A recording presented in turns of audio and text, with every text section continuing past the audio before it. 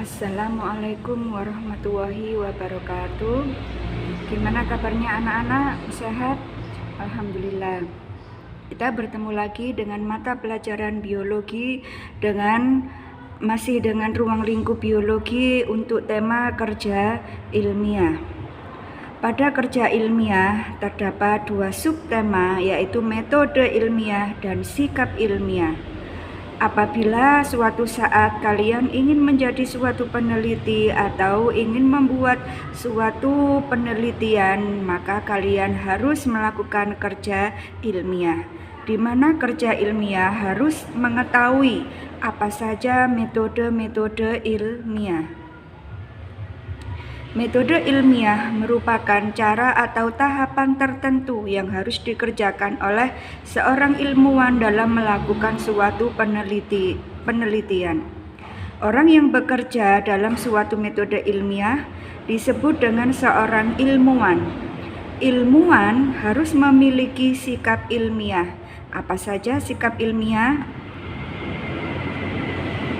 Sikap ilmiah harus dapat membedakan antara fakta dan opini. Kalian tahu kan apa itu fakta dan apa itu opini? Jadi harus dapat membedakan antara mana yang nyata dan mana yang tidak nyata. Yang kedua, berani dan santun dalam menyampaikan pendapat. Jadi harus berani, harus tegas, dan harus sopan dalam menyampaikan pendapat dalam berpenelitian. Yang ketiga, harus peduli terhadap lingkungan. Karena kalau tidak peduli terhadap lingkungan, maka akan sangat berbahaya. Yang ketiga, harus mengutamakan kerjasama. Berikutnya, jujur dalam fakta. Ini yang sangat penting, karena penelitian itu harus murni penelitian orang itu sendiri, bukan penelitian orang lain ataupun plagiat. Terakhir, disiplin dan tekun. Dalam langkah-langkah metode ilmiah atau dalam melakukan suatu penelitian, terdapat suatu langkah-langkah atau metode penelitian, yaitu yang pertama harus melakukan observasi, mengamati atau memilih suatu masalah. Yang kedua, harus dapat merumuskan masalah. Yang ketiga, mencari landasan teori, yaitu mencari buku-buku. Yang keempat, hipotesis. Yang kelima, melakukan suatu penelitian atau eksperimen. Yang keenam, mengumpulkan data. Terakhir, menarik kesimpulan. Sekarang kita lanjut satu-satu. Observasi. Observasi atau pengamatan, yaitu harus dilakukan seorang peneliti sebelum menemukan masalah. Maksudnya kita harus melakukan pengamatan dulu sebelum kita menemukan suatu masalah. Dan ini nantinya dalam suatu observasi baru nanti akan menemukan suatu data. Data di sini dibedakan menjadi dua, yaitu ada data kualitatif dan ada data kuantitatif. Data kualitatif yaitu data yang berupa angka. Contohnya, tinggi batang 2 meter, 3 meter, dan seterusnya. Sedangkan data kuantitatif yaitu data yang bukan berupa angka. Itu contohnya panjang, sedang, atau pendek, itu kuantitatif. Sekarang merumuskan masalah. Perumusan masalah setelah kalian melakukan observasi, pengamatan, barulah kalian akan menemukan suatu masalah. Suatu perumusan masalah atau rumusan masalah harus berupa kalimat tanya, yaitu suatu pertanyaan.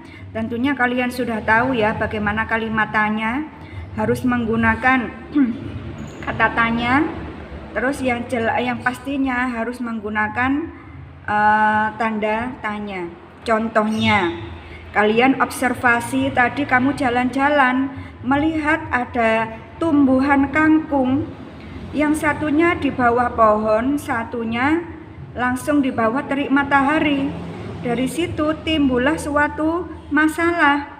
Akhirnya kalian merumuskan suatu masalah. membuat suatu masalah seperti ini, apakah intensitas cahaya berpengaruh terhadap tinggi tanaman kangkung. Di sini nanti kita akan melihat pengamatan kangkung yang terkena cahaya matahari ataupun yang tidak terkena cahaya matahari. Sekarang landasan teori. Setelah kalian menemukan suatu masalah atau merumuskan suatu masalah, kalian harus mencari literaturnya. Yaitu landasan teori itu berupa literatur. Literatur itu bisa dari buku, bisa dari majalah, jurnal-jurnal penelitian, ataupun media lainnya. Misalnya dari internet ataupun yang lainnya. Dari situ nanti kalian akan mendapatkan hipotesis. Hipotesis adalah dugaan sementara, yaitu jawaban sementara dari perumusan masalah. Dugaan sementara atau hipotesis ini kalian dapatkan berdasarkan dari literatur yang kalian dapat tadi. Terus berikutnya yaitu melakukan eksperimen. Nah, setelah kalian melakukan semuanya, baru kalian akan melakukan suatu penelitian, suatu eksperimen. Lah, eksperimen ini dilakukan untuk apa? Untuk mengajukan hipotesis kalian. Apakah hipotesismu itu benar ataukah salah? Dari sini terdapat langkah-langkahnya, yaitu menentukan, pertama harus menentukan tujuan kalian. Yang kedua, menentukan alat dan bahan penelitian, menetapkan variabel dan menentukan langkah kerja. Menentukan tujuan penelitian.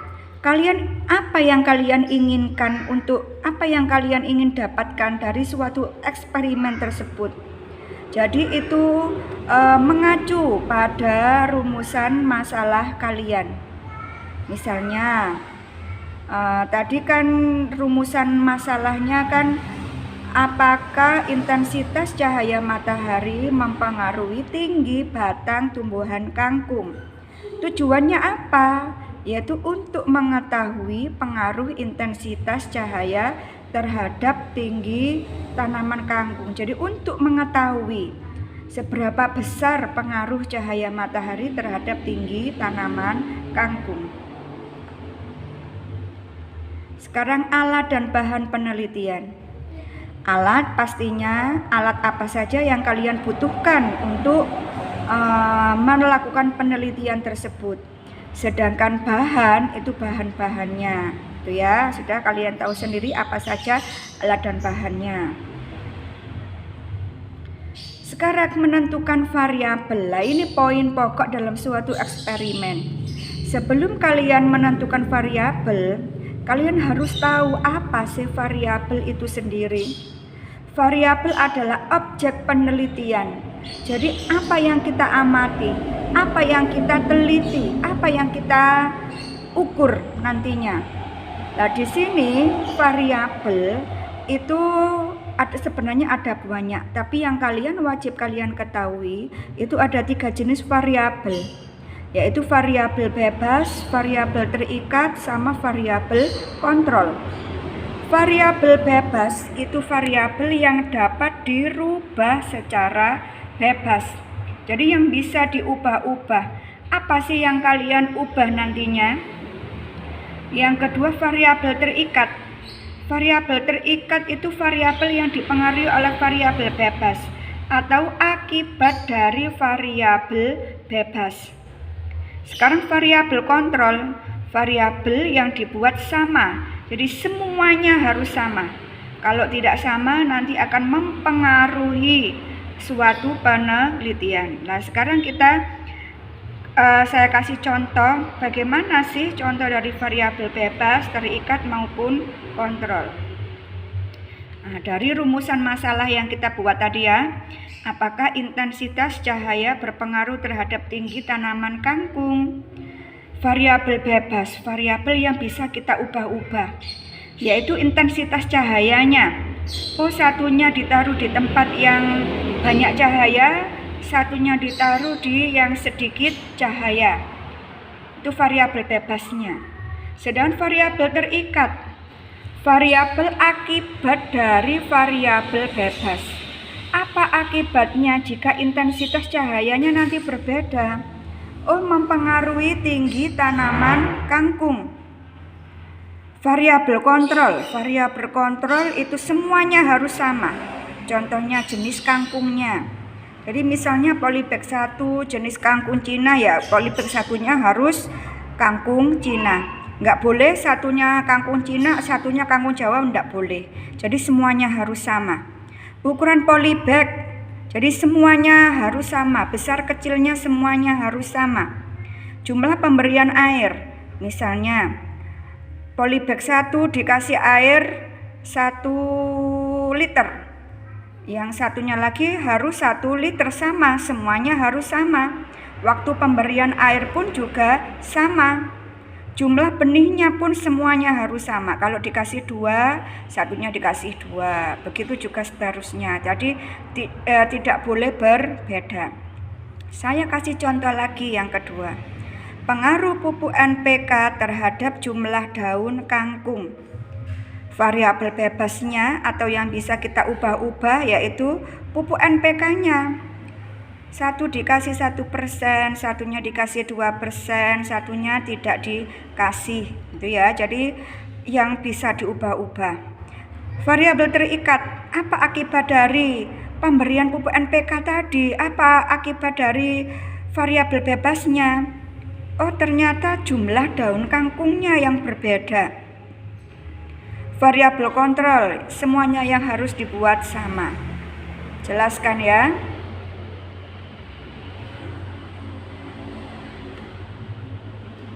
Sekarang, berikutnya menentukan langkah kerja. Apa saja yang harus kalian, langkah-langkah apa saja yang harus kalian perbuat?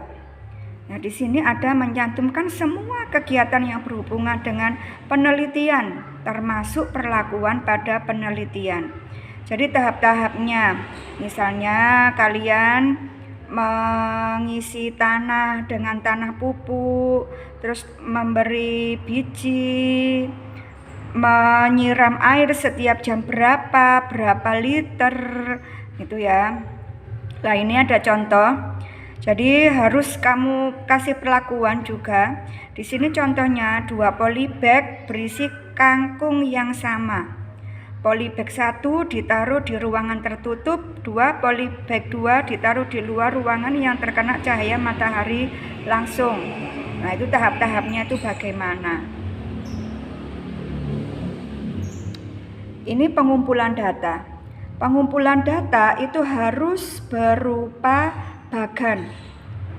Berupa bagan, bisa bagan diagram, bisa diagram batang, bisa seperti ini, diagram itu ya. Jadi di sini ada 2 polybag 1, ada polybag 2, harinya sampai kamu maunya sampai berapa hari. Hari ke-1 polybag 1 tumbuh enggak, tingginya berapa senti, polybag 2 tingginya berapa senti, hari kedua tingginya menjadi berapa senti, dan seterusnya sampai hari terakhir.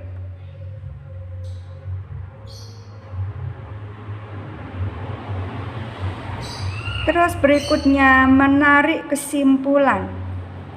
Menarik kesimpulan itu adalah jawaban dari suatu rumusan masalah. Jadi rumusan masalahmu tadi dijawab semua pada kesimpulan. Dan ini berdasarkan dari hasil eksperimen dan hasil dari landasan teori. Jadi harus berhubungan, yaitu rumusan masalah, eksperimen, dan landasan teori itu harus berhubungan.